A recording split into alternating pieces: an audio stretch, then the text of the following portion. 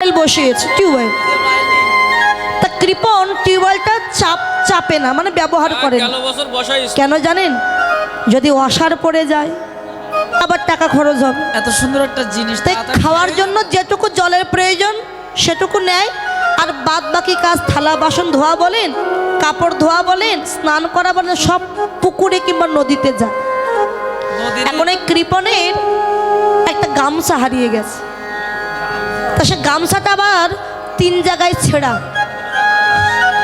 তা কৃপণের খুব চিন্তা হচ্ছে, কেন গামছা হারিয়ে গেছে, খুব চিন্তা করলো। বলেই দিলে একটা গামছার দাম 100 টাকা কিংবা 120, 50 এমন আছে।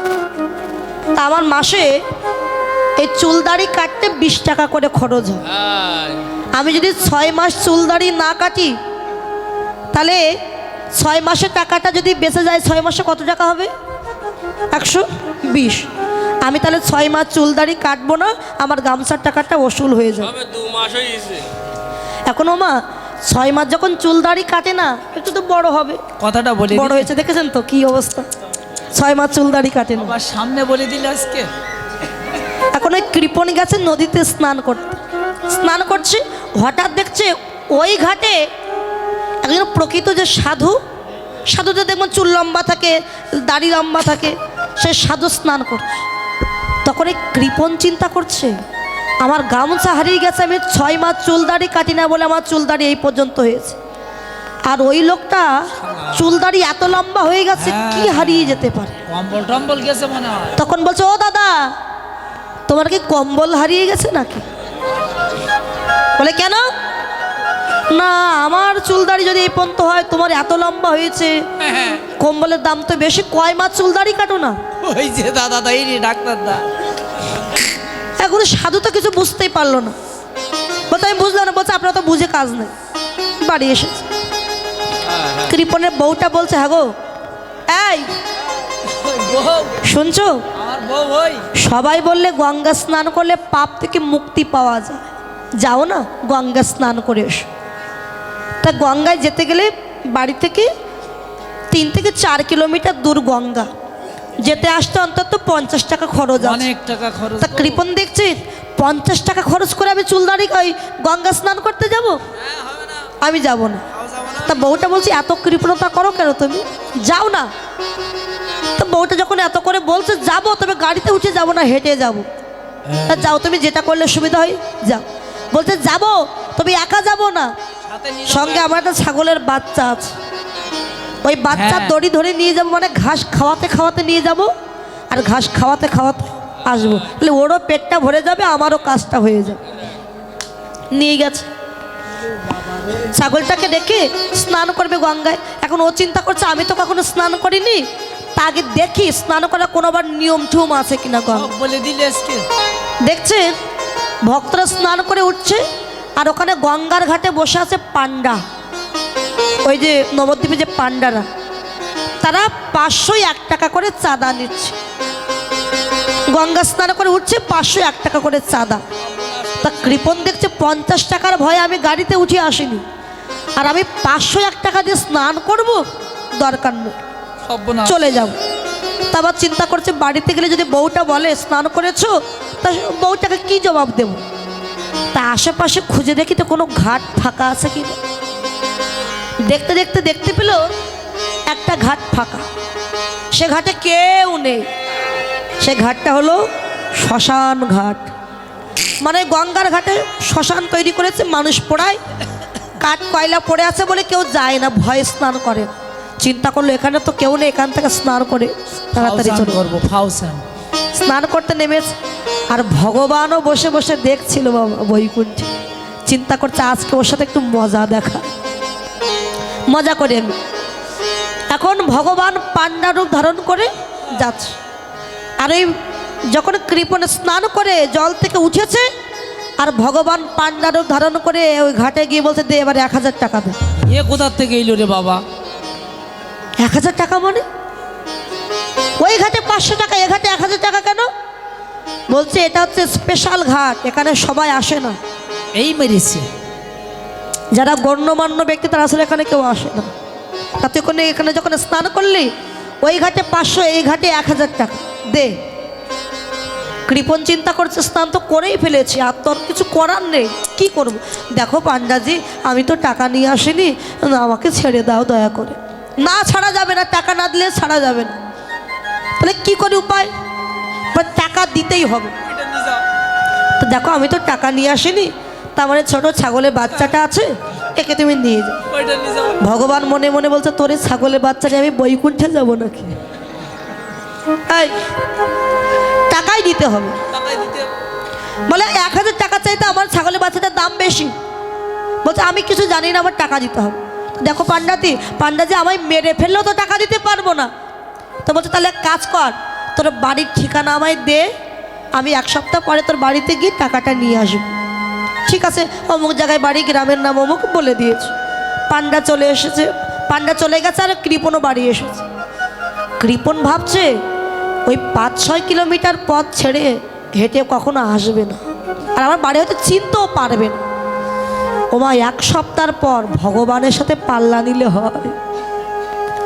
পান্ডা ওই আসছে, আর কৃপণ বসেছিল তার বউটাকে নিয়ে ঘরে বসেছে, বারান্দায় বসে। হঠাৎ দেখছে ওই পান্ডা আসছে। বউটাকে দেখে বলতে, শোন, ওই যে পান্ডা আসছে আমার কাছে 1000 টাকা পাবে, মানে সমস্ত ঘটনা বলেছে। তো এসে যদি বলে স্বামী কই, তুই এক কথায় বলবি আমার স্বামীর খুব শরীর খারাপ, আজকে দেখা হবে। তুমি জানতো স্বামী বসে আছে? বলে আরে আমি যা বলছি তুই যা। স্বামী গিয়ে ঘরেই শুয়ে আছে। বলতে যেমন করে অভিনয় করলে হয়। এখন পান্ডা এসে বলে, মা তোর স্বামী কোথায়? নেই। বলে বাবা আমার স্বামীর খুব শরীর খারাপ। এখন তখন অবস্থা, এখন তখন মানে এই বোধ হয় হয়ে যাবে। তা আমার স্বামীর খুব শরীর খারাপ। তা বলে মা আমি তো টাকা পেতাম যে মা। আজকে হবে না বাবা, তুমি পরে এসো, আজকে আর হবে। এখন ঠিক আছে চলে যাচ্ছে, পান্ডা চলে গেছে। ও মা 1 সপ্তাহ পরে আবার আসছে। কৃপণ দেখছে এ তো আমার পিছু ছাড়বে না, কি করি? তা বউটাকে বলছে, শোন, আজকে পান্ডা এসে জিজ্ঞাসা করলে তুই এক কথাই বলবি আমার স্বামী আর নেই। একদম। তুমি বসে আছো জ্যান্ত স্বামী। বলছে আমি যা বলছি তুই তাই কর, বলবি নেই। এখন ঘরে গিয়ে শুয়ে আছে। বলতে শোন, একটু শাঁখা সিঁদুর, একটু সিঁদুরটা মোচ, বলে আমার বিশ্বাস করবে না। ফুলটুলগুলো এলোমেলো করে দাও। ঘরে গিয়ে শুয়ে আছে মরার মতো, একটা সাদা কাপড় দিয়ে ঢেকে দিয়েছে তার স্ত্রী। তা পান্ডা এসে বলে, মা আমার টাকা, তো স্বামী কই? বলে আমার স্বামী আর নেই বাবা। নেই মানে চলে গেছে, মানে মারা গেছে। খুব কান্নাকাটি করছে, একেবারে পাটা ধরে খুব কান্নাকাটি করছে। ভগবান তো জানে, তিনি তো অন্তর্যামী। চিন্তা করছে দাঁড়া মজা দেখা। তা বলছে মা কাঁদিস না মা, যে একবার পৃথিবীতে আসে সে তো চলে যায়, এটাই তো বিধির বিধান, কাঁদিস না মা। তা তুই একা একটা মেয়ে ছেলে মানুষ, তোর এখানে তো আর কেউ নেই। তো তোর স্বামীটা যখন মরেই গেল, তোর দুঃখের দিন, আমি চিন্তা করছি আমি যখন এসেই পড়েছি, তোর স্বামীকে পুড়িয়ে তারপরে আমি বাড়ি যাব। এই মরিয়েছে। চোখগুলো বড় বড় হয়ে গেছে। বাবা একটু দাঁড়াও বাবা, আমি আসছি। ছুটে গেছে বউটা ঘরের ভিতর। হ্যাঁ গো, পান্ডা তো বলছে তোমাকে পুড়িয়ে তারপরে বাড়ি যাবে, কি করবে? বলছে এই তুই শুধু কান্নাকাটি কর, পরে যা করার আমি করব। এখনও খুব কান্নাকাটি করছে। এখন ওই পান্ডা গ্রামের লোকজন ডেকে নিয়ে এসে 2-5 জন ডেকে এনে বাঁশ কেটে একটা খাটিয়া বানিয়েছে। খাটিয়া বানিয়ে খাটিয়ায় তুলেছে কৃপণকে, আর সে তো মরার মতো পড়ে আছে। নারায়ণ কি করছে, দড়ি দিয়ে যখন বাঁধবে খাটিয়া, তাকে বাঁধবে পেটের কাছে, মানে জোরে টাইট করে বাঁধ, যেন সে কথা বল, কিন্তু কোনো কথা নেই। কাঁধে করে নিয়ে গেছে শ্মশানে, চিতায় তুলেও দিয়েছে পোড়াবে। গ্রামের লোকজন আগুন নিয়ে গেছে। তা নারায়ণ দেখছে এ তো পুড়িয়েই ফেলবে, তাহলে কি করি? বলে ভাই তোমরা একটু দূরে যাও তো, আমি একটু শেষবারের মতোর কানে একটু কৃষ্ণ নাম দিয়ে দিই, তুমি তো চলে যাও। সবাই ওই দূরে দাঁড়িয়েছে, আর ওই নারায়ণ পান্ডারূপী নারায়ণ ওই কৃপণের কানের কাছে গিয়ে বলছে, এই তোর কি ব্যাপার রে, তুই কি চাস? কৃপণ তখন একটা চোখ তাকিয়ে বলছে, তুমি আমার 1000 টাকা ছেড়ে দাও, আমি এক্ষুনি উঠে বসছি। ভগবান বলে তোর 1000 টাকা, কারণ 10,000 টাকা আমি ছেড়ে দিতে রাজি, তুই উঠে বস, বাড়ি যা, তোর দরকার নেই আমার। দেখেছে এমন কৃপণ আছে, এই যে কৃপণ, খুব কৃপণ। হরি বল। তাই যেখানে কৃপণতা করি না কেন, কীর্তন আসরে এসে কৃপণতা করলে হবে না, হাত তুলতে হবে উঁচু করে, রাধে রাধে। রাধে রাধে। বাহ, কত ভালো লাগলো। এবার পঞ্চতত্ত্ব একসঙ্গে নৃত্য করছে। মহাপ্রভুর নৃত্য দেখে প্রথম নৃত্য করে কে? আমার শ্রীবাস নাচে, আমার শ্রীবাসে নাচে রে, আমার শ্রীবাস নাচে রে, মহাপ্রভুর তালে তালে শ্রীবাসে নাচে রে, আমার মহাপ্রভুর তালে তালে শ্রীবাস নাচে রে, নাচে নিতাই নাচে। আমার হরি হরি নাচে বল। নিতাই, নাচে নিতাই, ওরে নাচে নিতাই, নাচে নিতাই, নাচে নিতাই, নাচে নিতাই, নাচে নিতাই, নাচে নিতাই, নাচে নিতাই, নাচে নিতাই, নাচে নিতাই, নাচে নিতাই, গদাধর নাচে, আমার গদাধরে নাচে রে, আমার গদাধর নাচে রে, ওরে রাধা বাবি বিভোর হয়ে গদাধরে নাচে রে, ওরে রাধা বাবে বিভোর হয়ে গদাধর নাচে রে। গদাধর নৃত্য করছেন, গৌর নৃত্য করছেন, নিতাই নৃত্য করছেন, শ্রীবাস নৃত্য করছেন। হরি বল। আর যিনি নৃত্য করছেন সবার শেষে হ্যাঁ। তার মনে বেশি আনন্দ। তিনি নৃত্য করছেন আর বলছেন, আমি পেয়েছি রে, পেয়েছি রে, পেয়েছি রে, পেয়েছি আমি রে। এতদিনে যা চেয়েছি পেয়েছি আমি রে। এতদিনে যা চেয়েছি পেয়েছি রে, নৃত্য করছেন আর বলছেন, আমি এতদিনে যা চেয়েছি হ্যাঁ। আজকে আমি তাই পেয়েছি। তাই পেয়েছি। মানে এই ভোলানাথ অদ্বৈত আচার্য তিনি নৃত্য করছে আর বলছে পেয়েছি, মানে যেটা বৃন্দাবনে পাইনি আজকে কলিযুগে এসে সেটা আমি পেয়েছি, রাসলীলাকে দর্শন করছি।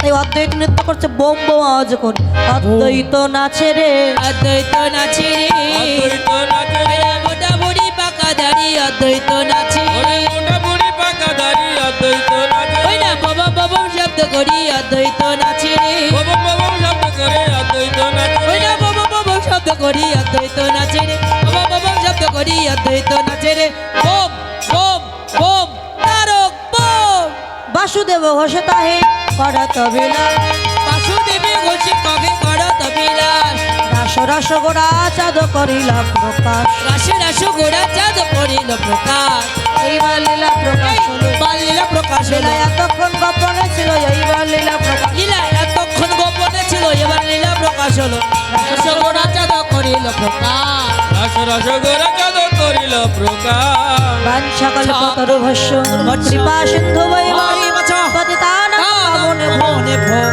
সর্ববৈষ্ণবী ভাই নমঃ নমঃ।